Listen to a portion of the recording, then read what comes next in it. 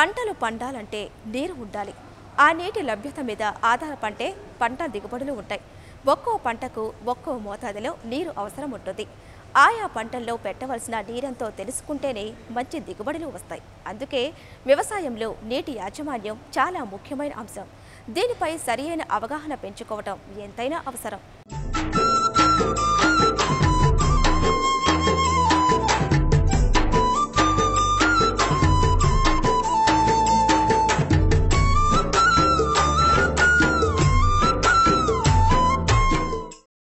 మన దేశంలో అధిక ప్రాంతాల్లో వర్షాధార పంటలనే పండిస్తున్నారు. సాగునీటి కొరత చాలా తీవ్రంగా ఉంది. సాగునీరు లేకపోవడం వల్ల రైతులు ఇతర మార్గాలను వెతుక్కోవాల్సిన పరిస్థితి. ప్రాజెక్టులు ఉన్నా చాలినంత నీరు వ్యవసాయానికి అందడం లేదు. సాగునీటి కాల్వలు బోసిపోతున్నాయి. వర్షాలు పడతాయో పడవో తెలియని అయోమయ పరిస్థితిలో రైతులు ప్రకృతిని నమ్ముకొని వ్యవసాయం చేస్తున్నారు. సాగునీటి కోసం బావులు, బోర్ల మీద ఆధారపడుతున్నారు. సకాలంలో వర్షాలు పడకపోవడంతో పంటలు పండించడం కష్టమైపోతుంది.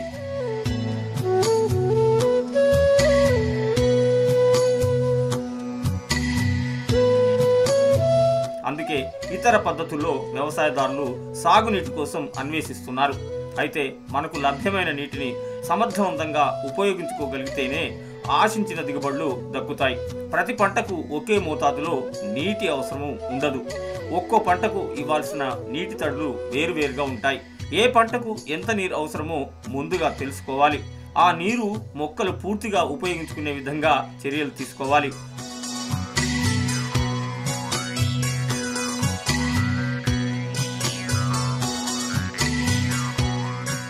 ఇదంతా నీటి యాజమాన్యంపై అవగాహన ఉంటేనే సాగునీటిని సద్వినియోగం చేసుకోగలుగుతాం. పైరుకు కావలసిన నీరు, వాతావరణం, పంట పండించే తీరుపై పంటకు పెట్టాల్సిన నీటి పరిమాణం ఆధారపడి ఉంటుంది. మేలైన నీటి యాజమాన్యానికి మొక్కల వేరు, నేలలోకి వేర్లు వెళ్లే లోతు, పంటల కీలక దశలు, పంట కోతకు రావడానికి పట్టే కాలము, నీటి ఎద్దడిని తట్టుకునే పైరు వంటి వాటిపై మనకు అవగాహన ఉండాలి.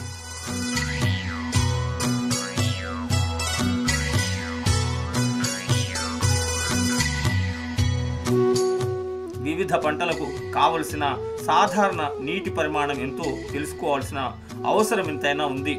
వరి పంటను తీసుకుంటే ఖరీఫ్లో ఈ పంటకు 1000 నుంచి 1200 మిల్లీమీటర్ల నీరు అవసరం ఉంటుంది.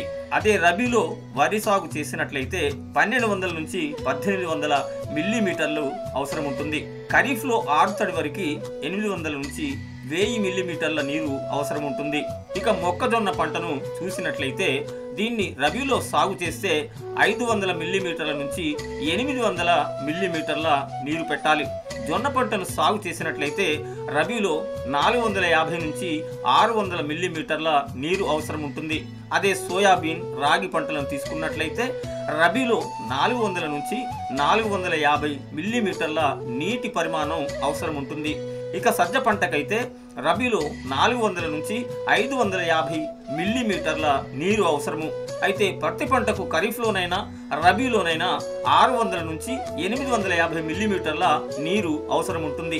అదే చెరుకు పంటకు మాత్రం 1950 మిల్లీమీటర్ల నుంచి 2750 మిల్లీమీటర్ల నీరు అవసరం ఉంటుంది. ఇక వేరుశెనగని రబీలో సాగు చేసుకుంటాం కాబట్టి 500 నుంచి 700 మిల్లీమీటర్ల నీరు పెట్టాలి. అదేవిధంగా పొద్దుతిరుగుడు పంటకు రబీలో వేసుకుంటే 350 నుంచి 500 మిల్లీమీటర్ల నీరు పెట్టాల్సి ఉంటుంది.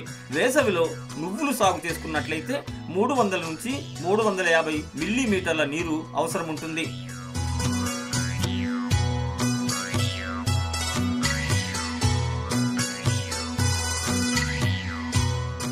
కూరగాయల సాగులో నీటి అవసరం చాలా ఉంటుంది.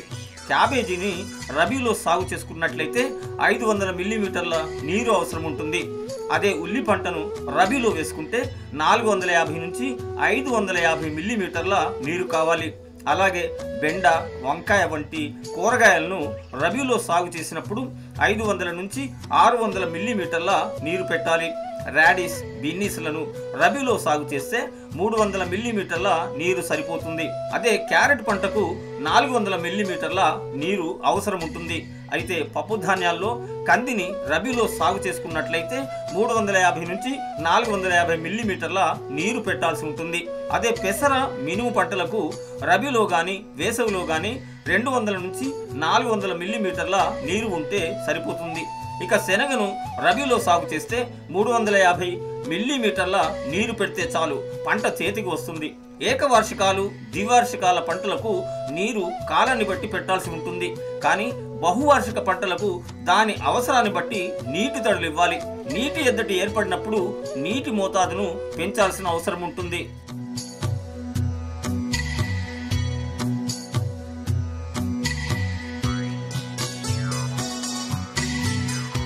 ఇక పండ్ల చెట్లకు వాటి అవసరానికి అనుగుణంగా నీరు పెట్టాలి. అరటి పంటను తీసుకున్నట్లయితే 1600 నుంచి 2200 మిల్లీమీటర్ల నీరు అవసరం ఉంటుంది. అదే మామిడిని తీసుకున్నట్లయితే ఏడాదిలో 1100 నుంచి 1200 మిల్లీమీటర్ల నీరు పెట్టాలి. ఇక నిమ్మ, ద్రాక్ష పంటలకు 900 నుంచి 1200 మిల్లీమీటర్ల నీరు అవసరం ఉంటుంది. అదేవిధంగా అనాసకు 700 నుంచి 1000 మిల్లీమీటర్ల వరకు నీరు పెట్టాలి. ఇక నీటి యాజమాన్యంలో నీటిని మొక్కలకు అందించే విధానం చాలా కీలకమైన విషయం. డ్రిప్ పద్ధతిలో పంటలకు కావలసిన నీటిని ఎప్పటికప్పుడు తగిన మోతాదులో అందించాలి.